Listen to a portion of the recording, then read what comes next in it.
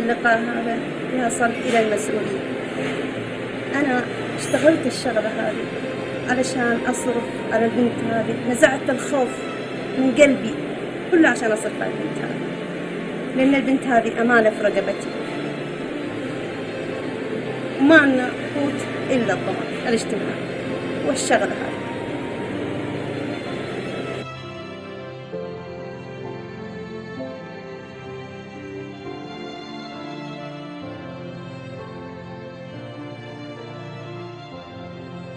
في الطائف مدينة الورود، اختار الشقاء غادي العصيمي ذات 11 ربيعا ووالدتها مزين الحليس ليبسط ذراعيه ويحط الرحال بكل أثقاله حتى نزع الخوف من قلوبهم وأجبرهم على مقارعة الثعابين بحثا عن لقمة العيش بعد أن ضاقت عليهم الدنيا بما رحبت. أنا اشتغلت فيها تحسين العيش صراحة، لأن ما عندي غير الضمان الاجتماعي وما لقيت وظيفة، دورت وظيفة ما لقيت. اشتغلت في البرج، صح اشتغلت في البرج 2 سنين بس ما ارتحت الوظيفة. كنت متزوجة، طلقت أنا بنتي ما في حد يصرف علي، فاضطريت إني اشتغلت في البرج. اشتغلت أول شيء مستوصف، بعدين رجعت اشتغلت في البرج. جيت أبو سيف هذا الله ينور الدنيا والآخرة، والله يساعدني وقف جنبي. وجيت أنا والله كنت أخاف من اللعبة، واللعبة مو ثعبان، اللعبة اللي زي الثعبان كنت أخاف لما أشوف الحين الحمد لله الحمد شجعني أبو سيف، شجعني ما شاء الله الزملاء الذين ما يسمحون على كذا، حطوا على الثعبان وحطوا علي على مراسي، قال شوفي امسكيه عادي ما يسوي شيء الحمد لله. في الأخير صرت والله أنا أشجع الناس، بالعكس بيض الله وجهك يا مغيدة اللي يعني تقويتي واشتغلتي، وهذه شغلة شريفة يعني ما الواحد بدل ما يمد يد يشتغل أي شغلانة. إيش مجال عملك تحديدا عشان نحدد للناس؟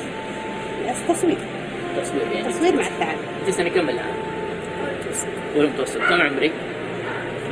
12. رابعة ابتدائي. كان أول ثعبان تمسكيه، مين اللي شجعك؟ أمك؟ إيش قالت لك تحديدا؟ تذكر هذيك اللحظة، حكينا عنها. ما أذكر. طيب أنت الآن ما تخافي من الثعابين؟ كم ثعبان في يوم يعني ممكن تمسكيه وتتصوري معه؟ يعني يمكن 2-3 بس. زميلاتك في المدرسة ما يسألوك عن حياتك مع الثعابين، كيف يتعاملوا معك؟ ما عندي سكن الحين. أنا كنت ساكنة عند رحيمي الله يجزاه بالخير، فتح لي بيته وأعطاني ملحق في الصدور سكنت فيه. وبعدين في الأخير احتاجوا، لما احتاجوا رحت أنا طلعت أنا وبنتي ندور بيت، ما لقينا بيت لحد الآن ساكنين في شقة مفروشة، واخذين غرفتين وشقة مفروشة لحد الآن أبحث عن سكن. فأنا قدمت على الملك، قدمت سكن ووافق على السكن وجاء على الديوان، أخذت من الديوان وديت الأسكان عندي الورقة هنا، أعطوني رقم الملف، عندي رقم قال لي متى ما فتح الموقع حقنا تجيبنا. فلحد الآن كل ما راجعهم يمكن لي دحين 4 سنوات، كل ما راجعهم يقولون ما فتح الموقع. وجاء الأمر من الملك، ما لقيت مأوى. لما خرجت ما لقيت مأوى.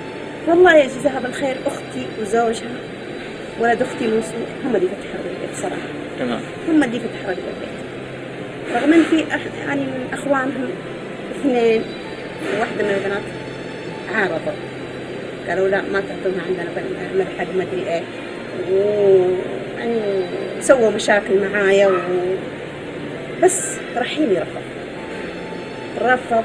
قال رحيمتي ما تخرج، حتى لما جاء أبو غيدة قال تخرج آدمية هذه من عندك، الرفض. قال رحيمتي ما تخرج من عندي ولا حد يخرجها، تعيش عندي هي وبنتها. ولحد الآن رافض مخلي الغرفة حقتي مقفلة، لحد الآن رافض إن الغرفة حقتي أحد يأخذها التصوير. طيب. أول شيء اشتغلت مستوصف. أي. تمام. في الاستقبال. بعدين اشتغلت في البرج. إيه. قاعدة في البرج سمعت إن عند أبو سيف هنا تصوير. قالت لي واحدة جتني قالت لي والله إيش في حق الثعابين طالب مصور. قلت أنا ما عندي خلفية عن التصوير. قالت روحي يمكن سبحان الله تقدرين بعدين تمشي معاهم تقدرين. لما جيت هنا ما عندي خلفية صراحة عن التصوير، مرة ما عندي خلفية. وقالوا لي مع الثعابين، قلت صرت والله يخاف أنا من الثعابين، بس لما جيت تشجعت هذا. أنا تزوجت هذا من الكتاب وياكل ثعلب. جنين صامة وخطيرة.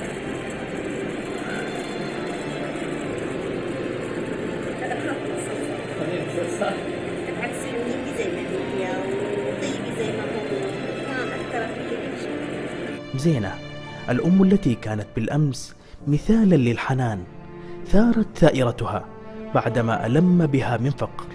جالت الشوارع بحثا عن منزل يسترها مع ابنتها، وكان الملاذ الأخير صداقة الأفاعي والحيات.